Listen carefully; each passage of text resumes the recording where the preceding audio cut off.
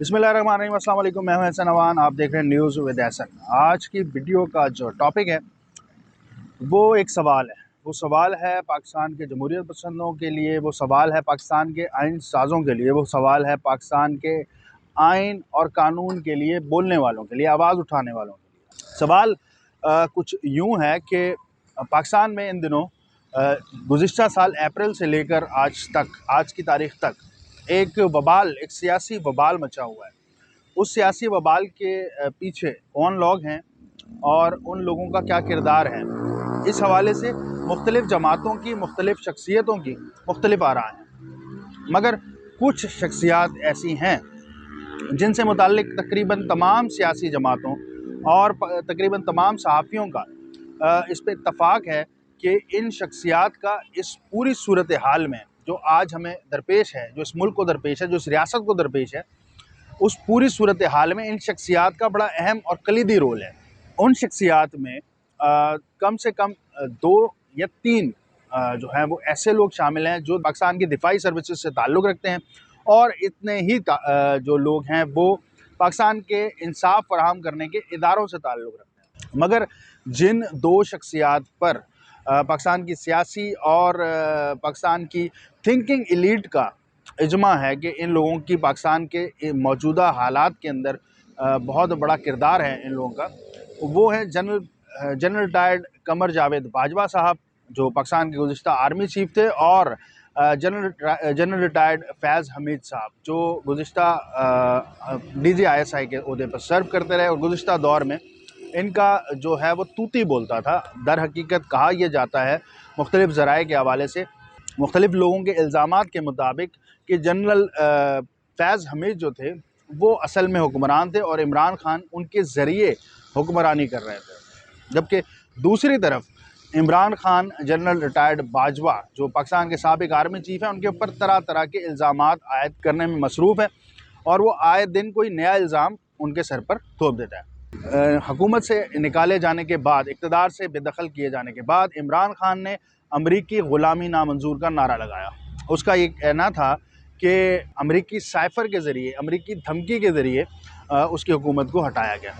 मगर तकरीबन 2 रोज़ कबल एक अमरीकी इदारे को इंटरव्यू देते हुए उसने अमेरिका को क्लीन चिट दे दी और उसका ये कहना था कि ये तमाम साजिश जनरल बाजवा की रचाई हुई थी। जबकि जो उस वक्त की अपोजिशन जमातें थी और आज की हुक्मरान जमातें हैं, उनका ये कहना था कि 2018 के जो इलेक्शंस थे और उनसे पहले की गई तमाम जो रिहर्सल थी, या जिसको आप कह सकते हैं प्रोजेक्ट इमरान खान की लॉन्चिंग और प्रोजेक्ट इमरान खान की जो है वो कामयाबी, इसमें तमाम किरदार जो था वो जनरल रिटायर्ड बाजवा की सरबराही में काम करने वाली टीम का था, जिसमें पाकिस्तान के साबिक़ चीफ जस्टिस साकिब निसार का नाम लिया जाता है, एक और साबिक़ चीफ जस्टिस आसिफ सईद खोसा का नाम लिया जाता है, और एक साबिक़ जज सुप्रीम कोर्ट के अज़मत सईद साहब, उनका नाम लिया जाता है।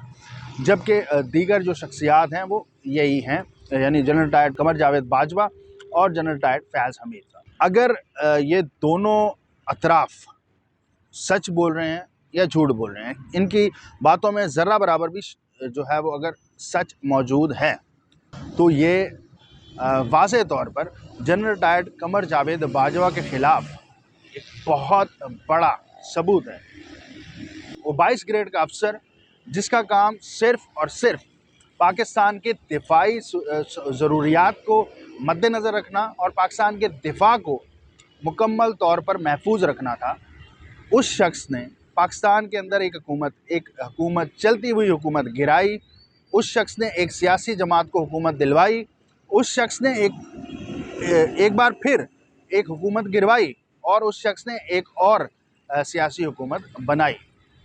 ये बहुत बड़ा इल्ज़ाम है जो आर्टिकल 6 के मुताबिक जनरल रिटायर्ड बाजवा को पाकिस्तान की रियासत का गद्दार साबित करने के लिए काफ़ी है, अगर ये साबित कर दिया जाए।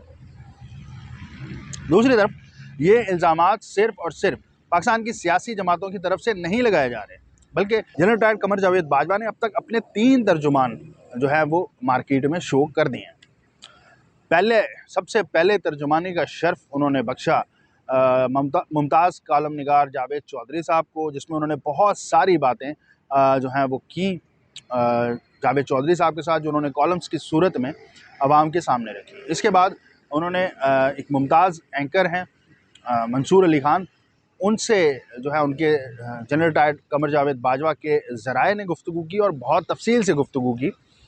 और जो हालिया जनरल बाजवा का तर्जुमान सामने आया वो आफ्ताब इकबाल, जो एक मुमताज़ एंकर हैं और बहुत शोहरत रखते हैं मखसूस इदारे के लिए काम करने की। इन तीनों जो तर्जुमानों की गुफ्तगू है, अगर वो सुनी जाए और या उसका एक एनालिसिस किया जाए, तो उस गुफ्तगू से ये वाज़ेह होता है कि जनरल बाजवा ना सिर्फ जो इल्ज़ामात उन पर लगाए जा रहे हैं पीडीएम की जानिब से या जो आज की मौजूदा हुकूमत की जानिब से जो उन पर इल्ज़ामात उस वक्त आयद किए गए थे, उनमें बहुत हद तक सच्चाई थी। जबकि इमरान खान के हवाले से जो इमरान खान उन पर इल्ज़ामात आयद कर रहे हैं, अगर उनको गलत भी मान लिया जाए, तो जो वो अपने मुंह से कबूल कर चुके हैं जनरल बाजवा अपने इन तीन तर्जुमानों के ज़रिए, तो मेरा ख्याल है ये काफ़ी हैं, उनके ख़िलाफ़ ये सबूत ही काफ़ी होगा उनको किसी भी अदालती फ़ोरम पर घसीटने के लिए। इसी तरह जनरल फैज़ हमीद अब तक खामोश हैं, मगर तमाम तर वाक़यात, तमाम तर मामलात की कड़ियाँ जनरल फैज़ हमीद तक बज़ाते ख़ुद पहुँच जाती हैं। और अगर जनरल बाजवा के हवाले से कोई भी फ़ैसला किया जाता है, तो जनरल फैज़ हमीद का बचना भी नामुमकिन हो जाएगा, क्योंकि जो माजी की हुकूमत और जो माजी की अपोजिशन और मौजूदा हुकूमत थी, उनके पास काफ़ी सारे इस हवाले से सबूत हैं, गवाह हैं।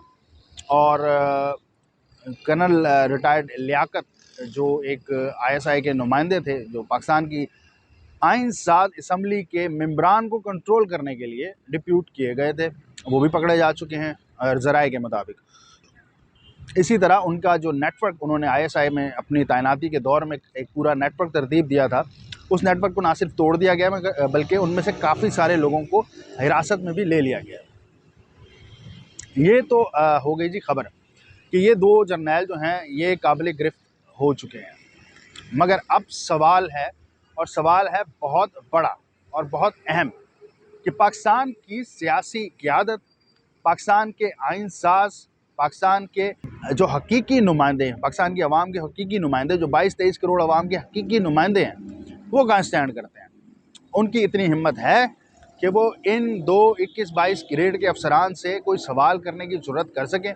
उनकी इतनी हिम्मत है कि वो इन दो अफसरान को, जो पाकिस्तान के आइन के मातहत होने चाहिए थे, पाकिस्तान के आइन के साथ खिलवाड़ करते रहे, पाकिस्तान की हुकूमतें गिराते रहे, पाकिस्तान की हुकूमतें बनाते रहे, इन दो अफसरान से सवाल करने की हिम्मत क्या पाकिस्तान के आइन साज़ों में है?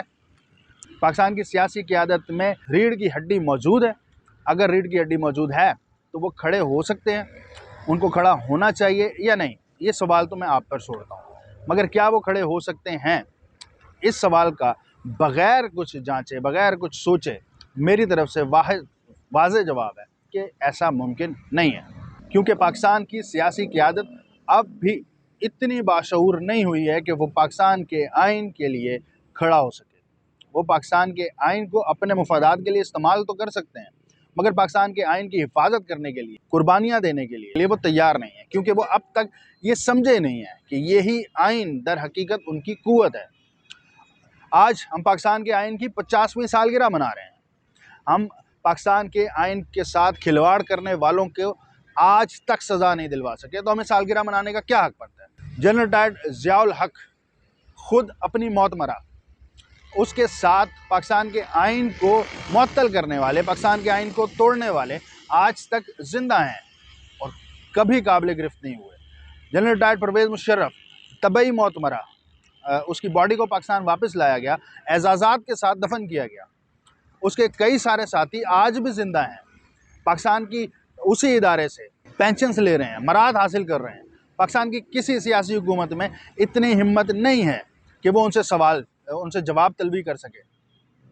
इसी तरह जनरल कमर जावेद बाजवा और जनरल टायर फैज़ हमीद से सवाल करना भी बई-दस क़यास है। मुझे ऐसा नहीं लगता, मगर अब वक्त आ गया है कि पाकिस्तान के सियासी एलीट पाकिस्तान के सोचने वाले तबके की आवाज़ बन जाए।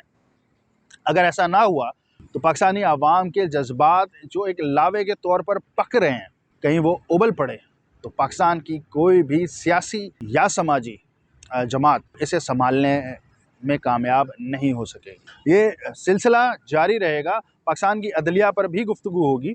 इंसाफ फराहम करने वालों ने कितना इंसाफ किसको और किस कीमत पर फराहम किया, इस हवाले से भी बात होगी। अब तक के लिए इतना है। अगर आपको ये वीडियो पसंद आई तो हमारे चैनल को सब्सक्राइब करें और बेल आइकन का बटन दबाएं।